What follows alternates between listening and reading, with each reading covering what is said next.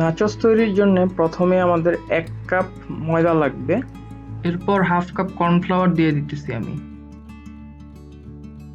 এরপর আমরা দিয়ে দিব হাফ চা চামচ লবণ আর হাফ চা চামচ শুকনা মরিচের গুঁড়া। দেন মাঝখানে একটু ফাঁকা জায়গা করে ওখানে 2 টেবিল চামচ তেল দিব। সয়াবিন তেল বা অন্য কোনো অলিভ অয়েল দিতে পারেন, কিন্তু সরিষার তেল না। তেল দিয়ে বাকি যেই মিশ্রণটা আছে ওটা একটু মিক্স আপ করতে হবে, জাস্ট একটু যাতে লামসের মতন ফর্ম করে। এরপর আমরা আবার একটু কুসুম গরম পানি দিয়ে এটা ভালো করে মিক্স করে এবং ভালোভাবে নিট করতে হবে যাতে ডোটা খুব ভালো তৈরি হয়। আর ডো সম্পর্কে এখানে যদি আমি বলি, ডোটা কিন্তু খুব শক্ত হবে না আবার খুব নরমও হবে না, বাট উপর দিক দিয়ে একটু স্মুথ থাকবে যেহেতু আমি কর্নফ্লাওয়ার ইউজ করছি। তো আর নাচোসগুলো কিন্তু ক্রিস্পি হয় কিন্তু কর্নফ্লাওয়ারের জন্য, যদিও মেক্সিকানরা এক বিশেষ ধরনের কর্নফ্লাওয়ার ইউজ করে, বাট আমার কাছে যেই কর্নফ্লাওয়ারটা আছে আমি ওইটা দিয়েই কাজ চালাই দিছি। আর ময়েশ্চার অ্যাবজর্বের জন্য আমি একটু তেল উপর দিক দিয়ে দিতেছি যাতে বেশি শুষ্ক না হয়ে যায় বা শুকায় না যায় আর কি ডোটা। আর এটা আমরা একটু রেস্টে রাখবো কিছুক্ষণের জন্য। তো আমি পলিথিন র্যাপার দিয়ে পেঁচায়ে 15 মিনিটের জন্য এটা রেস্টে রেখে দিচ্ছি। আর এই ফাঁকে আমরা হচ্ছে এই চিজ সসটা ওইটা তৈরি করব। চিজ সসের জন্য আমি এখানে বাটার ইউজ করছি, 20 গ্রামের মতন বাটার দিছি। আর আপনারা চাইলে তেল দিয়ে ওইটা বানাই নিতে পারেন, বাট টেস্টটা কিন্তু বাটারেই ভালো আসে। বাটার ইউজ করার পরেও আমি একটু তেল দিয়ে দিছি। আর এরপর দিয়ে দিতেছি 1 টেবিল চামচ রসুন কুচি। এটা না দিলেও চলবে, বা এটার পরিবর্তে যদি গার্লিক পাউডার ইউজ করেন তাও চলবে। রসুনগুলো একটু ভেজে নেওয়ার পরে যখন একটু লাল লাল হয়ে আসবে তখন দিয়ে দেবো আমরা খুবই অল্প পরিমাণ ময়দা। এই ময়দাটা হচ্ছে আমাদের এই সসটাকে একটু ঘন করে তুলবে। আপনারা চাইলে কর্নফ্লাওয়ার দিয়েও তৈরি করতে পারেন। তো ময়দাটা একটু ঘন হওয়ার পরে আমি 1 কাপ দুধ দিয়ে দিব। তারপর খুব ভালোভাবে নেড়ে ময়দা আর দুধটা ভালো করে মিক্স করে নিব। তারপর অবশ্য আমরা আরও 1 কাপ দুধ অ্যাড করব। সো হাফ লিটারের মতন দুধ আমি এখানে নিয়েছি। পুরোটা মিলেই আমরা এই হোয়াইট সসটা বা চিজ সসটা তৈরি করব। আর এই সসটা কিন্তু মাঝারি আঁচ মানে মিডিয়াম ফ্লেমে তৈরি করতে হবে। আর যখন দুধটা ঠান্ডা থাকবে, মানে যখন এখনো বয়েল হয় না এই অবস্থা থাকবে, তখন আমরা আধা চা চামচ লবণ দিয়ে দিব। কারণ আমরা এখানে কিন্তু চিজ ইউজ করব, সো লবণ বেশি একটা দেওয়ার দরকার নাই। আর এরপর দিয়ে দিব হচ্ছে আমরা 1 চা চামচ কালো গোলমরিচের গুঁড়া। সাদা গোলমরিচের গুঁড়া দিলেও চলবে। আর যদি ঝাল একটু বেশি খাইতে চান বা একটু স্পাইসি করতে চান সসটাকে, তাহলে আর একটু বাড়ায় দিতে পারেন। আর আমরা এখানে ইউজ করব 3 ধরনের চিজ। বলেন কি? হ্যাঁ, ঠিকই বলছি। এখন আমরা প্রথমে 1 কাপ মজরেলা চিজ দিয়ে দিব। চিজগুলো গলে না যাওয়া পর্যন্ত আমরা অনবরত নাড়বো। এরপর চিজগুলো যদি গলে যায়, এরপর আমি দিয়ে দিতেছি চেডার চিজ, যেটা হচ্ছে ক্রিম চেডার। সো আমার ক্রিম চেডারটা আমি ফ্রোজেন করে গ্রেট করে নিছি, তারপর আমি এখানে অ্যাড করে দিছি। তো ওইটা আমরা দিয়ে কতক্ষণ নাড়বো, ওইটাও গলে যাবে যখন। তারপরে আমি আরেকটা চিজ ইউজ করছি, সেটা হচ্ছে পার্মেসান চিজ। এখানে আমি হাফ কাপের মতন পার্মেসান চিজ দিয়ে দিতেছি গ্রেট করা। এটা গ্রেট করাই কিনতে পাওয়া যায়। তো গ্রেট করা পার্মেসান চিজ আপনারা অ্যাড করে দিবেন। এরপর ওইটাও করলেই আমরা যেই সসটা তৈরি হবে সেটাই হচ্ছে আমাদের চিজ সস। একটু লাল লাল ভাবানোর জন্য আমি 1 চা চামচ পেপ্রিকা পাউডার দিয়ে দিতেছি। আর যদি একটু স্পাইসি চান আবার লাল রংটাও চান তাহলে শুকনা মরিচ গুঁড়া অ্যাড করে দিতে পারেন, বাট ওইটা আবার অল্প দিন, বেশি ঝাল হলে কিন্তু সসটা আবার ভালো লাগবে। সো আমাদের চিজটা কিন্তু মোটামুটি ভালোই ঘন হয়ে আসছে, আর এটা একটু ঠান্ডা হলে কিন্তু আরো বেশি ঘন হয়ে যাবে। তো চিজ সসটা হয়ে গেলে আমরা পাশে রেখে এখন আমাদের যে ডোটা আছে এটা দিয়ে আমাদের একটা কাজ করতে হবে। আশা করি সবাই বুঝতে পারতেছেন, যেটা আমার খুবই অপছন্দের একটা কাজ। এটা বলার কিছু নেই। হ্যাঁ, সেটাই, আমাদের এটা এখন বেলতে হবে।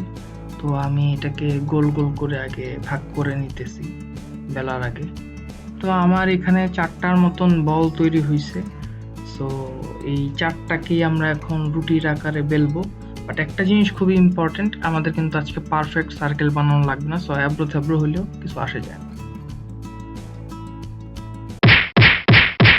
আরে স্যাড মিউজিক কই? এডিটর ভাই একটু স্যাড মিউজিক দেন। কষ্ট, কাদের জন্য আমি রুটি বেলতেছি।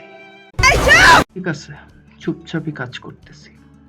এরপর আপনারা একটা পিজা হুইল দিয়ে এটা ট্রায়াঙ্গুলার আকার মানে ত্রিভুজ আকারের শেপ করে কেটে নিতে হবে। প্রথমে 4 ভাগ করবেন, এরপর ওই যে 4 ভাগের মধ্যে প্রত্যেকটা ভাগকে 3 ভাগ অথবা 4 ভাগ করে কেটে নেবেন পিজা হুইল দিয়ে। সো এটা যেহেতু পুরোপুরি সার্কেল হওয়া লাগতেছে না, সো গোল করার টেনশনও নাই। এখন একটা কাঁটা চামচ দিয়ে এইভাবে ফুটা করে দিতেছি যাতে এটা নিমকির মতন না ফুলা যায়, আর এটা খুবই বিরক্তিকর আওয়াজ করা যায়। দেখেন,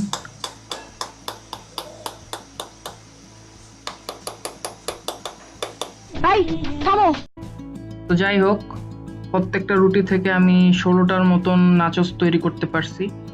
আর এরকম 4টা যেহেতু আমার ছিল, তো 60+ নাচোস আমার এখানে আছে।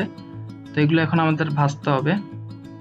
কড়াইতে তেল দিয়ে মাঝারি আঁচে আমাদের এইটা করতে হবে, এবং খুব বেশি সময় কিন্তু নাচোসগুলো তেলে রাখা যাবে না, তাহলে যেটা হবে এটা পুড়ে যাবে এবং খাইতে ভালো লাগবে না। আর আমার যেটা মনে হয় যে এটা একটু সাদা টাইপের রাখাটাই ভালো, কারণ সবসময় এটা সাদা থাকলেই আর কি ভালো লাগে, দেখতেও ভালো লাগে, খাইতেও ভালো লাগে। তো আমি বলবো যে বেশি একটা ব্রাউন কালার করার দরকার নেই, এটা সাদা সাদা অবস্থা থাকতেই আমরা উঠায় ফেলবো তেল থেকে। আর এই যে এরকম বাবলস গুলা যে ফর্ম করতেছে, এগুলা কিন্তু আমাদের চাইপে চাইপে বাতাসগুলো বের করে দিতে হবে, না হলে কিন্তু আসলে ফোলার জন্য হয়তো একটু কম ক্রিস্পি লাগবে বিষয়টা। আর আমরা চেষ্টা করব যে যতটুকু পারি বাবলস যাতে ফর্ম না করে এই নাচস গুলার উপরে। তো দেখতেই খুবই সুন্দর লাগতেছে, আপনাদের কেমন লাগতেছে আমাকে একটু বলেন তো। এরপর আমি একটা প্যানের মধ্যে 2 টেবিল চামচ তেল দিব, এবং এর সাথে অ্যাড করে দিয়েছি আমি 150 গ্রামের মতন মুরগির মাংস, যেটা কিউব করে কাটা, লম্বা করে কাটলেও কোনো সমস্যা নেই। এরপর দিয়ে দিব আধা কাপ ক্যাপসিকাম কুচি, মানে কুচি বলতে কিউব করেই কাটা, আর টমেটো সেম কিউব করে কাটা হাফ কাপের মতো। আধা চা চামচ লবণ দিয়ে দিতেছি, আর দিয়ে দিব 1 চা চামচ কালো গোলমরিচের গুঁড়া, সাদা গোলমরিচের গুঁড়া দিলেও হবে। আর ঝালটা অ্যাজ ইউজুয়াল আমি তো জানেনই ঝাল একটু বেশি খাই, তো আপনাদের মন মতন ঝাল দিতে পারবেন, তো বাড়ায় দেন কমায় দেন আপনাদের উপর। আচ্ছা, এরপর আমি দিয়ে দিতেছি হাফ চা চামচের মতো আদা রসুন বাটা। তারপর একটু নেড়ে আমরা দিয়ে দিব 1 চা চামচ সয়া সস। তো ডার্ক সয়া সসটা দিলেও হবে, বাট আমি এখানে লাইট সয়া সসটা ইউজ করছি। তো মুরগিগুলো থেকে যখন পানি বের হয়ে আসবে, মানে অলমোস্ট সিদ্ধ হয়ে যাবে, তখন আমরা দিয়ে দিব হাফ কাপের মতন কাঁচামরিচ কুচি। এটা হচ্ছে বেসিক্যালি ঝালটা বাড়ানোর জন্য। এখন হচ্ছে প্লেটিং করব। প্লেটিং এর শুরুতে একটা প্লেটে এইভাবে নাচোসগুলো একটা একটা করে পাশাপাশি রাখবো, পুরো সার্কেলটা ফিল আপ করবো নাচোস দিয়ে। দেন আমাদের ক্যাপসিকাম আর মুরগি ভাজা যেটা বানাইছি ওইটা আমরা দিয়ে দিব, মাঝখানে দিব বেশি, বাট চারিদিকে একটু ছড়াই ছিটাই দিব যাতে নাচোসগুলো তুললেও কিছু চিকেন আসে ওটার সাথে। তো আমি এখানে 3 ধরনের সস ইউজ করতেছি। ফার্স্টে আমি বার্গার সস দিতেছি, এরপরে আমি টমেটো সস দিব, আর এরপরে আমি আবার আরেকটা লেয়ারে নাচোস আর চিকেন দিব, তারপরে আমি আবার এই চিজ সস দিব, বার্গার সস দিব, আর টমেটো সস দিব। তো আসলে লেয়ারের সংখ্যা হচ্ছে আপনার যত যেই পরিমাণ নাচোস আছে আর চিকেন আছে বা অন্যান্য সস যেই পরিমাণ তৈরি করেন ততগুলো লেয়ার করতে পারবেন আপনার ইচ্ছা মতন। আপনি দরকার হলে 10টা লেয়ারও করতে পারেন, ওইটাতে কোনো সমস্যা নাই, কিন্তু আপনাকে এই সিস্টেমটা ফলো করতে হবে যে সসগুলো দিতে হবে এবং নাচোস এবং চিকেনের যেই প্রপোর্শনটা আমি দেখাইলাম এই অনুযায়ী দিয়ে আপনি প্রত্যেকটা স্টোর বা আপনার যত তালা বানাইতে চান আর কি নাচোস দিয়ে বানাইতে পারেন। আর আপনাদের সুবিধার জন্য আমি বার্গার সসের যে রেসিপিটা ওইটার লিংক আমি ডেসক্রিপশনে দিয়ে দিতেছি। থ্যাঙ্কস। লাস্ট লেয়ার কমপ্লিট করার পরে আমরা চিজ সস অনেকগুলো দিয়ে দিব, মানে যতটুকু আমরা নিতে চাই। আমি অলমোস্ট পুরাটাই ঢেলে দিছি। আপনারা যদি চান যে না একটু বেশি ক্রিস্পি রাখবো জিনিসগুলা, অবশ্য একটু বেশি যদি দিয়ে দেন তাহলে কিন্তু আবার যদি সাথে সাথে না খান তাহলে কিন্তু পোতায় যাবে, মানে একটু কেমন জানি হয়ে যাবে আর কি। তো যদি আপনারা সাথে সাথে খান তাহলে না, চিজ সস আপনারা পুরোটাই ঢেলে দিতে পারবেন। আর এরপরে আমি কিছু মরিচ কুচি দিয়ে দিছি, আর ব্ল্যাক অলিভস গোল গোল করে কেটে আমি এখানে দিয়ে দিছি, এটা জাস্ট গার্নিশের জন্য, দেখতেও সুন্দর লাগে। সাথে কিছু চিজও গ্রেট করে দিছি দেখার সৌন্দর্যের জন্য। তো তৈরি হয়ে গেছে আমাদের স্পাইসি চিকেন নাচোস।